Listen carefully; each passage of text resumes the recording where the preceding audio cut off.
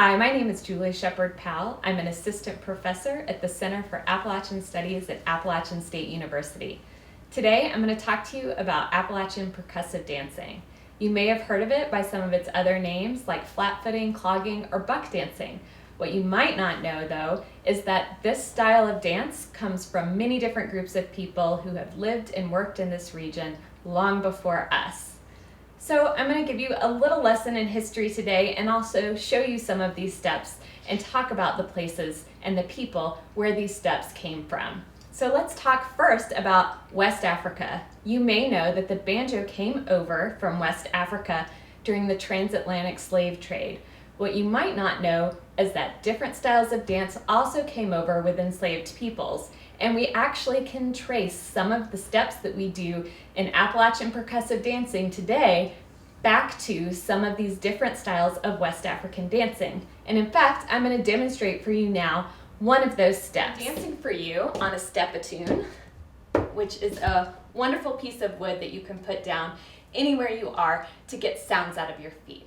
But let's talk about West African dancing. So, West African dancing is often very loose in the upper body, something you also see in Appalachian percussive dancing.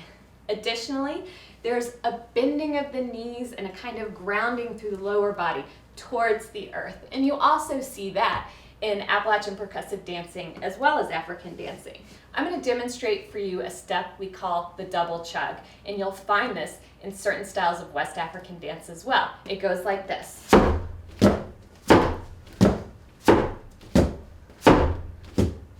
So that's one way we can trace an actual step back to one of the places it came from.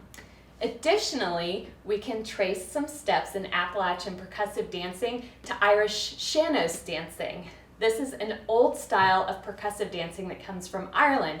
It's a little bit different from river dance, which you might have seen on TV, in which people are very straight in their bodies with a very kind of straight posture and their arms down at their sides and their thumbs tucked.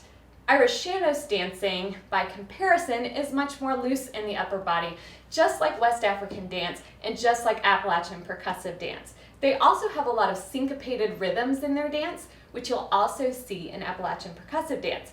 So I'm going to demonstrate for you first a step we do in Appalachian percussive dancing called the pony and the pitter-patter, and it goes like this.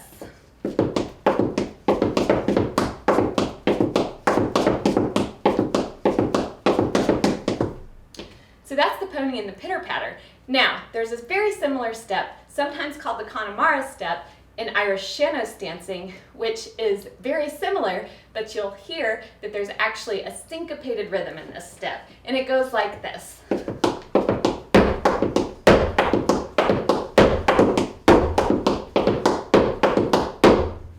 But again, you can see that the feet movements are the same, and you can see how this step was carried over from Ireland and became a part of Appalachian percussive dancing.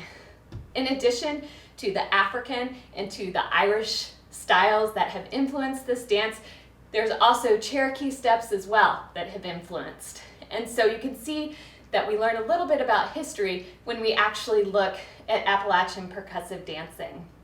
I also want to mention that in addition to Appalachian percussive dancing, there's square dancing, which is something you do with couples in different formations. There's usually a caller who will tell you what to do. In both Appalachian percussive dancing, whether you call it flat-footing or clogging or buck dancing, as well as square dancing, is something that's done all over the region. And you can go to many different music venues where old-time and bluegrass bands play, and you'll see folks get up out of their seats and dance on the dance floor. There's usually a very large space right in front of the band so that people can get up and dance. And if you want to try this out yourself, I encourage you to do so. There's lots of great resources on YouTube to learn some steps, and actually you'll find some of the best dancers only maybe do 1 or 2 steps. Other dancers maybe do 10, 15, 20 steps, but it doesn't actually matter. The point is that you're using your feet to provide a percussive element to the dance. So I encourage you to go to some of these venues in Western North Carolina and Southwest Virginia and give this a try. Just get out on the dance floor, move your body, move your feet to the music, and you'll be doing what everybody else is doing. And I guarantee if you ask someone to show you a step, they'll take you under their wing and will be glad to show you a thing or two about flat foot dancing. So I'm going to dance for you now and be joined by my daughter Nora so that you can see what flat footing looks like to a fiddle tune. And at the end of this video, I'll also put some resources for you to check out in case you want to learn more about Appalachian percussive dancing, square dancing, or just Appalachian music in general. Thanks so much for joining me.